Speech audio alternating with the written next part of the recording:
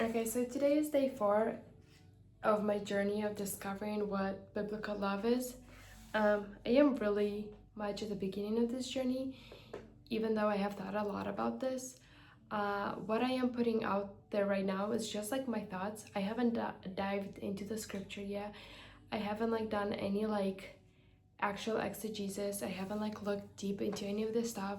So at this point, it's just like my perspective on it and thoughts that I've had on it. So take everything I say with a grain of salt if anybody does run across this video. Yeah. So I have thought deeply about what I was talking about yesterday. I'm trying to turn down the music. Okay.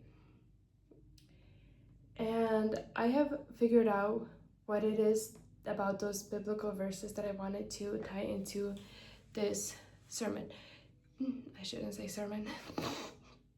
Anyways, into this video. I really have this urge to restart this whole video, but I'm not gonna pay any more attention to that, not give it any more attention. Okay, so the first one is Psalm 137:9. This is a psalm that is approved by God to be in the scripture as something that people pray the psalms. I feel like I'm mispronouncing that, but anyways, it says, "Happy is the one who seizes your infants and dashes them against the rock." English Standard Version, "Blessed shall be those who take your little ones and dash them against the rock." The other passage is 1 Samuel 15:3. "Now go," this is God, or Samuel talking to, I don't remember the exact context for this, but this is from God to Saul. And it says, "Now go and attack Amalekites and totally destroy all that belongs to them. Do not spare them. Put to death men and women, children and infants, cattle and sheep, camels and donkeys."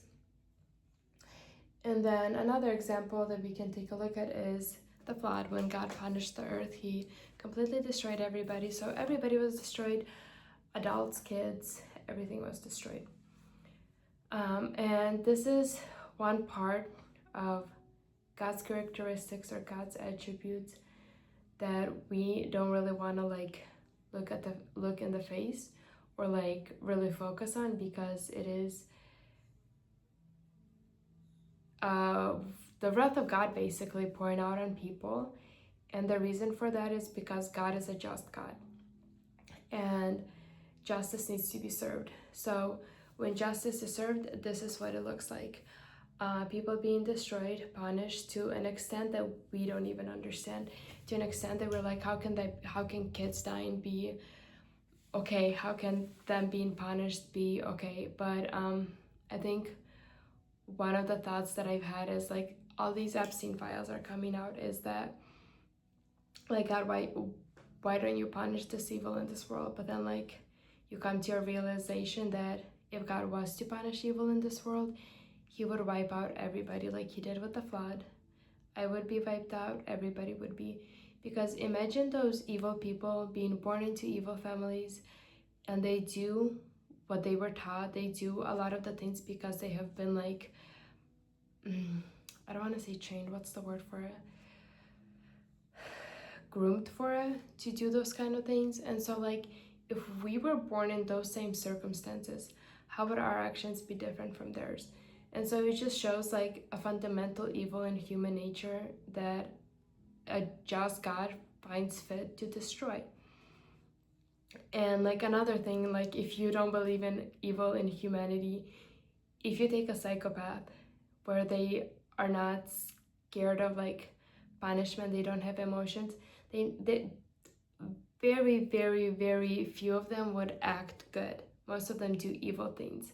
So when they have that fear cut out, where they have those emotions that control them, that are instilled in us by God to fear people and to be ashamed of our actions, when you take that away, they usually do evil things. So it's there is an evil in us that a just God does find fit to destroy and wipe away. But kind of going into the verse that I accidentally found yesterday, where God says, "But love your enemies and do good and lend, expecting nothing in return, and your reward will be great, and you will be sons of the Most High, for he is kind to the ungrateful and evil. And this again is in Luke, I think 6:35. The verse is 35 for sure. I don't remember the chapter. But like, it shows us that God does good things to people, and that's what he uses to call us to do good to people, to love even our enemies. And so, but here's the thing where like going through like kind of who God is before putting like, I feel like we need to tackle that before we go into love. And there's other aspects of God about his beauty and richness and all that stuff that I do want to talk about. But right now I want to talk about that God is one and he is a just God. As we have seen in previous sections, that he is a just God, and if he acts according to his justice, people get killed, people get destroyed because they're evil and ungrateful. So but he is a loving God. And so I am a linguist. Well, I'm almost a linguist. I'm studying to be one. But there is a theory called the optimality theory. And one of the, basically what it is like languages, their theory on languages is that they do not have rules, they just have different constraints.